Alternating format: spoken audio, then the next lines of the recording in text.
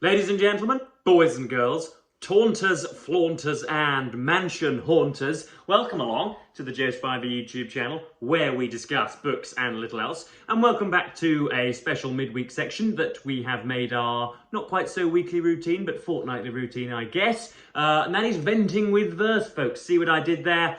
I picked two words that each start with the same letter and think therefore that that amounts to eloquence. Such is the attitude of the sports commentator and the presenter of celebrity talent shows. But there we are. I think there's a little bit more to eloquence than just alliteration, don't you? Anyway, this is Venting with Verse, where I take a poem that I either like or love and read it out to you and make sure that hopefully, heaven forbid, that some of the stanzas and some of the poetry in question is put onto the screen for you, and in that way it's almost what might we say? It is what's that word for when you live your life through somebody else? It is, of course, the word is going to come to me. Joseph is going to pad out the time. You live your life vicariously. You, darling subscribers, can live vicariously through me. We can read the same poetry at the same time. Today, indeed, we, as I'm sure you can tell by the title, we are reading bits and bobs of Byron's Ode to Napoleon Bonaparte, published by John Murray, as per usual, in April of 1814, if I'm not mistaken, when the French potentate, the pestiferous little Corsican tyrant, as I believe he is often referred to, at least on BookTube anyway, when he fled or abdicated to Elba on his first exile. Obviously he returned and was given a damn good thrashing by my great finance sister, Mr. Wellington at Waterloo in 1815, but this is on his first exile. And what amazes me throughout all of this, we'll get into it, I suppose. What amazes me throughout, first of all, my rules of poetry. I've caveated many a video with them in the past, and I shall do so now very quickly. I'm not against joviality. I'm not against devious wordplay. I'm not against buggering about with the reader. But I do happen to think that most poetry and most modern poets ought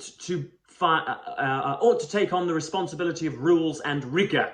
They ought to adhere as best as they can, as closely as they can to meter and to rhyme schemes and to, you know, all of the kind of the regimental order that is poetry. I don't think that you should just be able to write a clause out and then write another clause out below that and another clause out below that. That, in my book, doesn't class as poetry. I always, if you'll allow me to analogize, and I know that you will, I always say that, you know, I'm more than happy to have lots of wine in the living room. I'm more than happy to, you know, when you're planning a soiree, have lots of wine, have lots of farinaceous products in the microwave and the air fryer for us to enjoy, be unhealthy and play strip poker in the corner and have some, you know, some dalliance about. That will be jolly fine. That's not boring. But you're going to have to make sure that that the architects and the builders and the bricklayers that have put your house together have adhered to rules so that the damn roof doesn't cave in. You're going to need amenities, and you're going to need the fridge to work and the washing machine to work. That's a decent analogy. You need to have a kind of an agglomeration of rules under which you can, as I say, faff about with the reader and have lots of fun with it. And that's what Byron does perfectly. You'll see there's a little bit of a metrical analysis of the first stanza that we'll get into. So without further ado, let us open an ode to Napoleon Bonaparte. So hopefully, as I say, with the brilliance of modern technology, you are embossed on the screen now is a bit of the first stanza. So he starts off, "'Tis done, but yesterday a king, and armed with kings to strive, and now thou art a nameless thing, so abject yet alive. Is this the man of thousand thrones, who strewed our earth with hostile bones, and can he thus survive, since he miscalled the morning star, nor man nor fiend hath fallen so far?" Now, you will notice, folks, if we do what we did in, not quite nursery, but in the early days of primary school and secondary school, if we get our two fingers and we try and tap out the meter, "'Tis done, but yesterday a king, and armed with kings to strive." If we continue to do that right to the bottom, "Since he miscalled the morning star, nor man nor fiend hath fallen so far." You see how devious Byron is being there. He is, I think it might be called a feminine ending. I'm not sure whether it is a feminine ending, but the word on which we trip, if we're reading in that iambic meter is the word fallen. In other words, we trip on the word fallen. That is the word on which we stumble. I remember reading this for the first time. It's still in the margins here. I thought about sort of exhuming Byron from the grave and editing him, because I thought, well, surely if you're going to make this fit, it has to be nor man nor fiend hath dropped so far, no man nor fiend hath sunk so far, nor man nor fiend hath slid so far. But Byron is messing about with us, whilst being, of course, a strict adherent to all of the proprieties of poetry anyway. So we, as I say, we slip on the doorstep of the word fallen. How marvellous is that?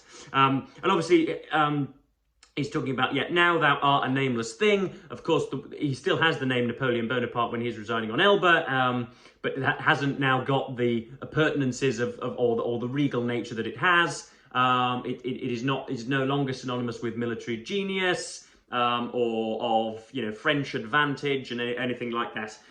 The next paragraph, the next stanza goes on: ill-minded man, why scourge thy kind, who bowed so low the knee? By gazing on thyself grown blind, thou taughtest the rest to see. With might unquestioned, power to save, thine only gift hath been the grave to those that worship thee. Nor till thy fall could mortals guess, ambition is less than littleness. And what surprises me in this is how, this would never occur today, how Byron's idolatry very, very quickly falls by the wayside. We've read Fiona McCarthy's biography of him very many times, and she tried to make a kind of a sort of sentimental link between the two. And I mean, there are obvious links with romanticism and of shaking the stick and of despising the aristocratic establishment, yada yada. But whenever I read this, I'm forever amazed how quickly Byron dumps him and how ready Byron is to see Napoleon's very, very obvious faults. It would have been so easy for a man who, I mean, Lord Byron is not exactly the most perspicacious or well-advised gentleman ever to have graced the land, but even he can see that Napoleon's sort of power-mongering and his own just sort of plain arrogance led to his downfall. And you can see here, yeah, why scourge thy kind who bowed so low their knee? By gazing on thyself grown blind, thou taughtest the rest to see. And written throughout this is going to be Byron's clear desire for a parable or a moral to he wants to evince a moral to the story. He doesn't just want death and destruction of Napoleon. He doesn't want him to sort of waddle away into obscurity. He wants Napoleon to stand forever in history as a kind of a harbinger for more nefarious things to come, I do indeed believe. Then he goes on, next up, thanks for that lesson, it will teach to after warriors more than high philosophy can preach and vainly preached before. That spell upon the minds of men breaks never to unite again, that led them to adore those pagod things of sabre sway with fronts of brass and feet of clay. Of course, we're approaching the Keats heuristic here, folks. Go ahead and have a little look on Wikipedia. That is that means that rhyme is on the poet's side. In other words, when studied, most people think that idioms and sobriquets and apothegms that just happen to rhyme have more kind of rectitude to them naturally. So I'm going to try and think of one on the fly now. So if you would, no, I can't think of one. I'm going to embarrass myself if I do that. But in other words, if you rhyme, the things that you say are more believable and have more sway. So do it. Don't be lazy when you're talking about the chocolate bar that you ate at the supermarket or your grandmother's Werther's Original that when you visited on Sunday. Try and make the damn thing rhyme, folks, please, for goodness sake. So yeah, pagod things of sabre sway with fronts of brass and feet of clay. Then the next stanza, the triumph and the vanity, the rapture of the strife, the earthquake voice of victory, to thee the breath of life, the sword, the sceptre, and that sway, which man seemed made but to obey, wherewith renown was rife. All quelled, dark spirit, what must be the madness of thy memory? You can see we are completely embathed and forever gorgeously ensconced in the fetal position in this Byronic poetry. He could, as I say, he could be writing a shopping list. He could be detailing how it is that we ought to construct or erect our IKEA flat packs. It doesn't matter. If it's done as gorgeously as this, then it is readable. Anyway, add to the fact that this is talking about the defenestration or deposing of a significant European military figure, then of course we're damn interested. The earthquake voice of victory, to thee the breath of life. That is absolutely fantastic. It's almost mathematically beautiful, and you know, one might read his stuff all day long. Then the next section, I'm not going stanza by stanza, folks. This is just the start that I found particularly excellent. The desoler desolate, the victor overthrown, the arbiter of others' fate, a suppliant for his own. Is it some yet imperial hope that with such change can calmly cope, or dread of death alone? To die a prince or live a slave, thy choice is most ignobly brave. See that end there, the ignobly brave.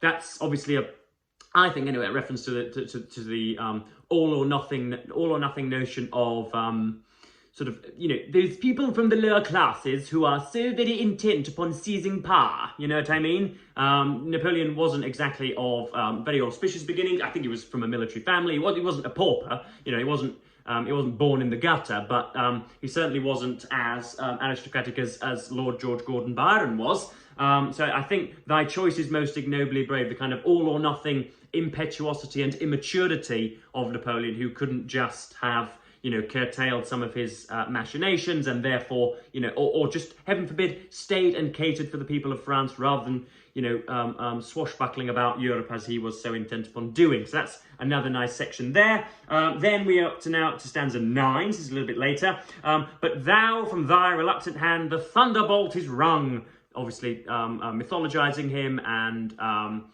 sort of, you know, placing him on an unreachable and unattainable pedestal. But thou from thy reluctant hand the thunderbolt is wrung. Too late thou leav'st the high command to which thy weakness clung. All evil spirit as thou art, it is enough to grieve the heart to see thine own unstrung, to think that God's fair world hath been the footstool of a thing so mean. Now that is just what became, I think, Byron's penchant, right from English bards and Scotch reviewers through Charles Harold and into wherever else he ridiculed anybody, was his just ability to kind of encapsulate an image, that footstool of a thing so mean, the world being a footstool, something that Napoleon can cart around with him and something he can bend to his will and something he can use for comfort and for relaxation.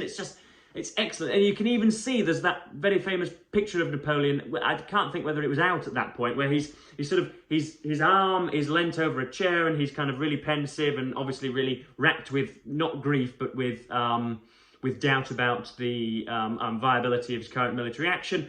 You can see there, you can almost see him slightly level, and you can see him on that footstool, as it were. You can see he's slunk in that chair. He could very well have his feet on that dear footstool. Next paragraph, and why do I keep calling them paragraphs? They're stanzas in poetry, Joe, in the same way that changes in mood are waltzes. And earth hath spilt her blood for him who thus can hoard his own, and monarchs bowed the trembling limb and thanked him for a throne. Fair freedom, we may hold thee dear, when thus thy mightiest foes their fear in humblest guise have shown. Oh, ne'er may tyrant leave behind, Christ, I'm butchering this. Oh, ne'er may tyrant leave behind a brighter name to lure mankind. You can see there's a slight presentiment that the Napoleonic fiasco may reoccur. I think that's what Byron's hoping for, but then completely dispels any rumour of that in his next stanza. Thine evil deeds are writ in gore, nor written thus in vain. Thy triumphs tell of fame no more, or deepen every strain. If thou hadst died as honour dies, some new Napoleon might arise to shame the world again. But who would soar the solar height to set in such a starless night? And just, I'm going to get into why it is that Byron is my favourite poet a little bit later on, in a few moments' time. This is obviously he's talking about Napoleon's decline being too precipitate to coax anyone else down a similar path. The idea that he, as I say, should be a lesson, a foreboding lesson for any tyrant in the future. Of course, Mr. Stalin and Mr. Hitler didn't take heed, although of course the decline of Stalin and Hitler aren't analogous at all, but they were the two dictators that came to mind. And then this is stanza 18. This is right at the end. Again, the ability to which Byron can ridicule his idol, his pagod, and yeah, the extent to which he can bring him down to the level of all of the hoi polloi is marvellous, and can infantilize him as he does in this stanza. But thou, forsooth, must be a king, and don the purple vest, and if that foolish robe, as if that foolish robe could wring remembrance from thy breast. Where is that faded garment, where the gewgaws thou wert fond to wear, the star, the string, the crest? Vain froward child of empire, say, are all thy playthings snatched away? You can see there how Byron is, you know, just tapping him on the head and just saying, oh, look, you little power monger. Yeah, it's just fantastic. And what I love about, or what I find so intriguing and so embittering almost about Lord Byron is the fact that before the evening before he wrote this, he was probably in Ravenna with Countess Giucioli, and he was, you know, debauching to an unruly and heretofore undocumented extent. He was drinking wine as if it were water. He will have been slamming down all sorts of mind-altering. I was going to say victuals, but it's libations, isn't it? All sorts of things like that. He will have and then in the morning he'll have woken up quite groggy, having slept for 4 or 5 hours, and he'll just be, you know, sort of doddering about in his nice red robe or something like that, looking out upon the gorgeous surroundings, and he'll have thought, yeah, well, I think I'll probably write an ode to Napoleon Bonaparte that's probably the most gorgeous thing that anybody ever will have written, and I'll just do it hungover in the space of about 20 or 25 minutes. That'll do. I'll throw it over to John Murray. I won't ask any money for it, and will be revered from Lisbon to London for it, but nah, who cares? Who's up for another game of poker tonight, folks? That is what I find so unbelievable about Byron, the disparity between the effort undertaken to produce the poetry and the objective, microcosmic gorgeousness of that poetry itself. Never has somebody never had somebody had to work so little to produce something so excellent, as Mr. Churchill might have said. So yes, that has been Venting with Verse, folks. I stumbled my lines when reading the damn thing out, didn't I there? Such is my ebullience when it comes to this gentleman.